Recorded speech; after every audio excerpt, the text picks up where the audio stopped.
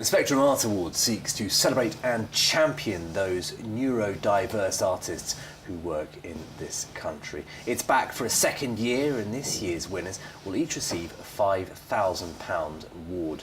Here to tell us more about it is Mary Simpson, who runs the prize and is the CEO of the Spectrum charity, as well as last year's winner, I'm very pleased to say, Charlotte Amelia Poe. Welcome both. Mary, tell us why you wanted to set up this prize. Really wanted to make sure that autistic artists had the same level playing field as everybody else. And what we were hearing was individuals were finding it difficult or marginalised to get into the art world and really kind of get their work shown. It also, for me, seeks to celebrate the diversity within autistic artists and their kind of unique perception of the world, and I think it's a really good thing to kind of bring that to the fore. So for us, it's a kind of passion to kind of make sure that their kind of work has the right platform and is shown in the right places, so everybody can enjoy it. Because there's a suggestion that a number of leading artists throughout history have indeed had autistic traits, but some of those who are neurodiverse do struggle with some of the day-to-day things and the fact you have to really push yourself as an artist, don't you? Yes, I mean, what individuals were telling us, it's the, trying to get their work into galleries, that kind of negotiation was incredibly difficult for them. If you're concentrating on your work and you're isolated and you're doing your work because that's what you want and need to do, the other stuff that goes with that sometimes is incredibly difficult. And really, we've got hundreds and thousands of fabulous artists, but they just don't get their work shown. Now, one of those fabulous artists is Charlotte Amelia Poe. I'm very pleased to say is here, last year's winner. Before we hear from her, though, let's see a clip of last year's winning work.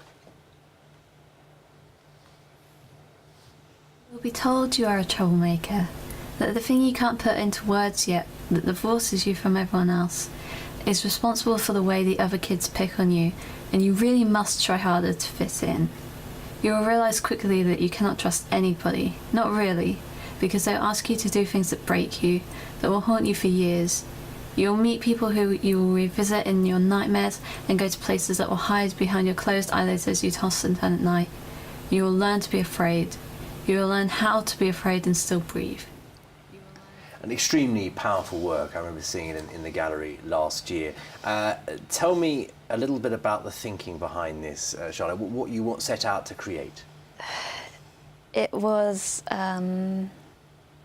everything that I'd experienced sort of bottled up and then unleashed quite violently, I think, in a lot of respects. It was a long time coming, and the Art Award gave me and the sort of motivation, and then I got to share it, and it's just amazing. Your work is called How to be Autistic, which is an interesting title, but I think I'm right in thinking that part of this is because an awful lot of what is written about neurodiversity, autism, is done by neurotypical people, and you wanted to shed a new light on that, is that right? Yes.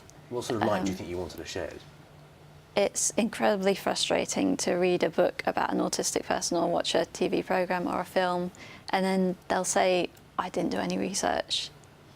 And I wanted to say, there's no one way to be autistic. There's a lot of stereotypes, but there's no one way to be autistic. And How to be Autistic is sort of like, almost like, there is no guidebook. It's sort of like an ironic title. It's like, this is my way of being autistic, but other people perform autism differently, and I just wanted to share that. And that must be quite difficult, because there's a saying in autism community, once you've met an autistic person, you've met an autistic person, because everyone experiences it in different ways.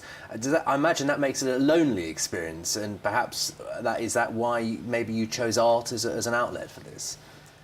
I've always thought trying to get a group of autistic people together is like herding cats. We're very different people, and we all have our own little unique sort of problems and differences, and so yeah, it's quite lonely, because what one person wants to share, another person might not want to listen to. So yeah, it's very lonely and isolating.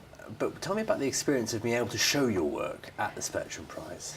That was amazing, and just to be in the Saatchi is just, I could never have imagined that. It was beyond anything I could have dreamt of. I was thinking, Mary, when you were saying earlier about other arts galleries and other people sort of understanding it, are you hoping the prize will also have a sort of educating effect on the art world as a whole? Absolutely. I mean, this is the whole idea, to raise the profile, you know, to make sure that, you know, art is as inclusive as it can be, as opposed to exclusive, which sometimes it is, you know, but the prize seeks to do much more than that. It also it seeks to support the individual. So it's not about just receiving the money and then kind of walking away. You know, we've been involved with Charlotte and all the other individuals and have helped and supported them kind of achieve their goals, and they're all doing fabulously well, you know, which kind of says we got something right. But we've also done some work in terms of, you know, just tweaking and moving that, but also including the other finalists in putting the website together and kind of talking to them about how they saw the art award as well, you know, so they can be influenced. And of course, we've got Dorney McGeachie, who's now one of the judges on the panel as well. So, you know, we want to be as inclusive as possible. And what do you think it's done for you? Where do you want to take your artistic practice and writing and work now, Charlotte? When I was very young, I said I want to be a writer, and my mum said, yes, if that's what you want to do, that's what you can do. And I have written a book, and I want to keep writing books forever, really. That's what I mean, my piece was a spoken word piece, so it sort of snuck in under the art radar a bit there, but yeah, that's what I want to do, and I want to keep writing and being an autistic voice in a world which doesn't have very many. So yeah. Absolutely, it sounds like a very good aim to me. Mary, I wanted to ask you finally, people wanting to enter, what sort of work are you looking for? Maybe the artists are watching, maybe their families, their friends. Tell us what you're looking for. Anything and everything.